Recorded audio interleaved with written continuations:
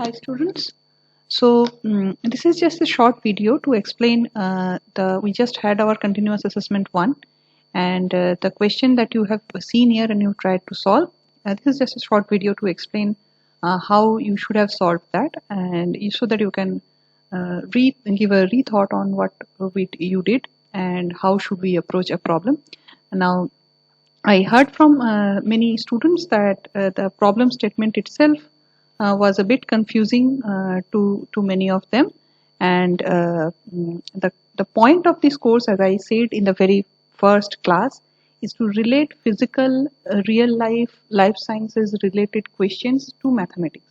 So whenever we talk about a problem, no one is going to write down the equations for you so that you can just solve them. Or similarly, no one is going to give you just a storyline and expect from you as a quantitative biologist to just not look into the mathematical aspects of it. So the point of this particular exercise was so that you hear a story or hear a problem statement, and from that storyline you can extract the mathematics underlying. Okay, so the problem was this, and to be very brief about it, this mentioned basically that in a national forest some deer population was there, which is kind of being an endangered species, and only 987 of the total number of these deers were left. And from March 2018 onwards, government started to protect them. And there were some facts mentioned, and each of these facts were basically supplied so that you can get a help to construct your model. The first one was related to that how the deer population will grow if they have plenty of food and not hunted. Then how will they grow? And the number was given as they double every 3 years. Okay, so that is one of important information. Then it was given that in that national park, and there is a huge area with various shrubs and bushes. That means there were enough food for them, and it's free from predators. That means no one is there to hunt them, and the total area was 141 kilometers square. So without any predators present there, the only thing that would restrict the population to grow is the available food. And thus come the third statement that in a Kashmiri landscape, for food, territory and sunlight, what is the healthy density of deer? That simply means that if you want to correlate it mathematically, is that within that area, how many deers can live and sustain. That means there will be no lack of food for them or other things for them. It's 15 per kilometer square. So each of this information is going to supply me one by one the information that I need to construct my model.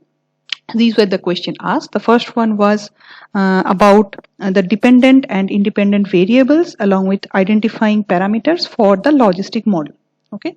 Second one was something related to predicting it in 2021, and third one was about finding fixed points. So I will come one by one to each of these solutions.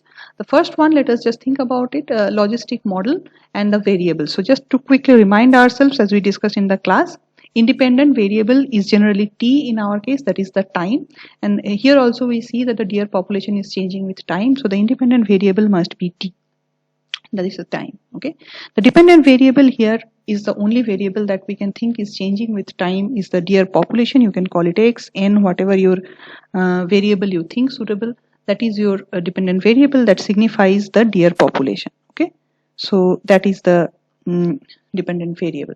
And now comes the parameters, and for parameters we need to choose our model first, right? So the model will tell you that how many parameters are there, and as the question suggested, it's a logistic model. So the model structure should be something like this, as we discussed in the class. There are two parameters present here. First one is R, that is the growth rate, and second one is M, that is the carrying capacity. Now the question is, how do I, as the question asks, that you identify the parameters, estimate their value and their physical meaning. So we know that R means the growth rate, how fast they grow, and M is the restriction, that is the carrying capacity. So how will we find this out from the information that is given to us? M is easy, right? The carrying capacity is basically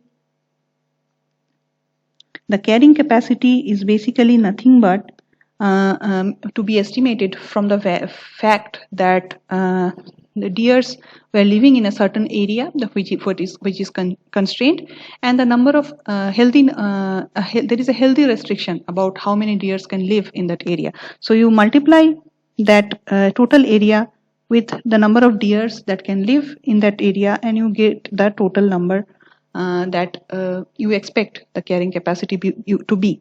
So you simply take your M to be this, and done. This is the first parameter that you estimate from the data. Okay, this one was easy. The second one was a bit tricky, and this was just to introduce you to something that you have already learned in the class but not really applied. That is the doubling time. So it tells you that the number doubles in a certain amount of time, right? So how do you figure out that what is the growth rate? It would seem to take the growth rate R as 2/3 because the number becomes double in every 3 years, right?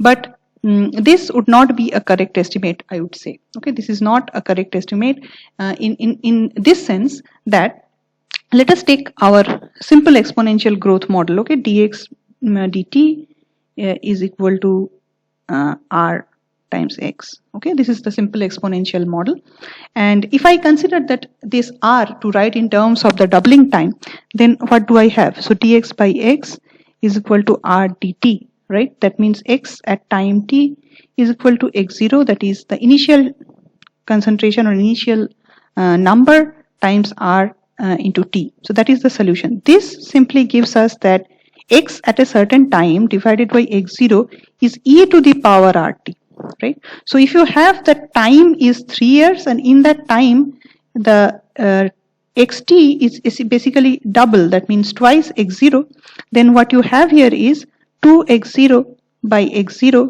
is equal to e to the power 3t, right? And from there, base 3r.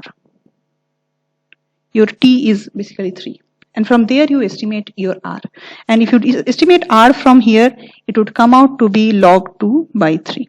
Okay, so try it out. This was I would say the trickiest part of the entire question, the 15-mark question. And if you missed it, not to worry, because this is something that you need to look deeper into the data to understand this. So this simply to show you how do you estimate r from the data. Okay, so this is how the first part is solved. You know the dependent, independent variable along with the parameters and their physical meaning. So let us now come to the second part. So the second part was basically the time evolution. So it asked you to solve the time evolution. How does x or n, that is the relevant variable, varies with time? So that simply means that you take the equation that you wrote and you solve it. It's a differential equation. You can solve that equation simply by integrating, separate the variables, integrate it. You will have a form like this as your solution, where x would be on one side, t would be on the other side, but you cannot distinctly see what x as a function of t would be. Okay, try to do some little bit of algebraic manipulation and you will figure out that how to write x in terms of t. Okay, it would be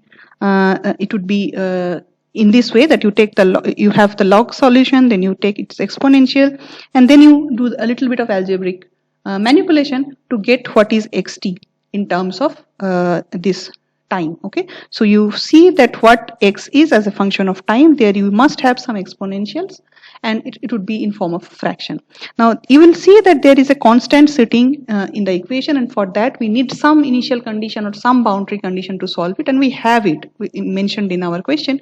It tells you that in 2018, when the survey was done, the number of deers present there was 987. You take that as your initial point, t is equal to 0, and you put the values down to solve the C1. So this was basically what you needed to do. This was more of a mathematical part of the solution. Once you have set up the model, you just trust on your model, solve it, and figure out as time evolves what would be your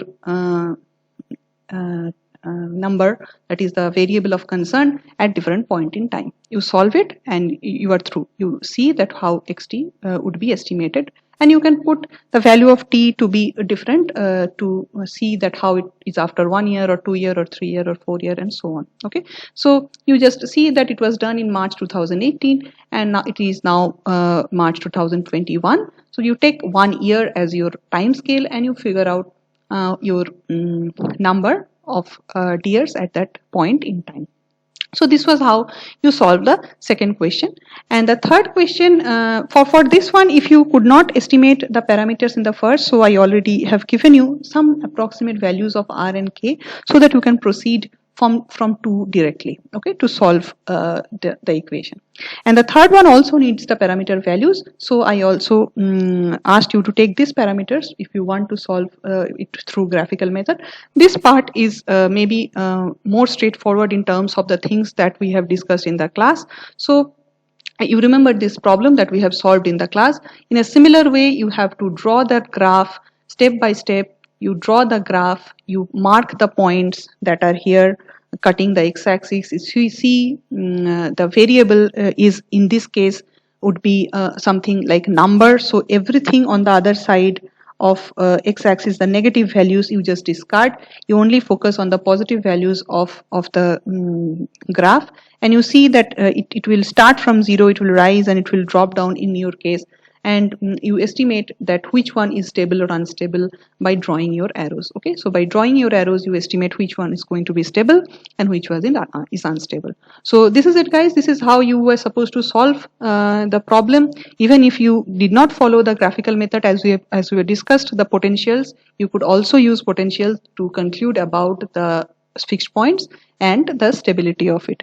So this is it. Have a look, give a rethought to the problem, and I believe that it will not seem that much problematic now. Okay, if you struggled, there is nothing to concern, no concerns there, because this is, as I said, this is a new subject, and the point of this very first exercise was just to show you that what kind of problems we basically approach. We start from a storyline or some information just provided step by step. We map it into a model and then we trust our model to draw future predictions using that model. Okay, so see you in the next class with some more intriguing problems where the variable numbers are going to rise, and we're going to talk about how a disease spreads from person to person in the next class. And if you struggle to solve the integration or the differential equation, you just give a little brush up to those things, I would say. But I also say that maybe logistic function is the toughest one that we solve in this entire course. The rest of the functions would be mostly algebraic, and it would not be that much difficult for you to solve it. Okay, so see you in the next class. Bye bye.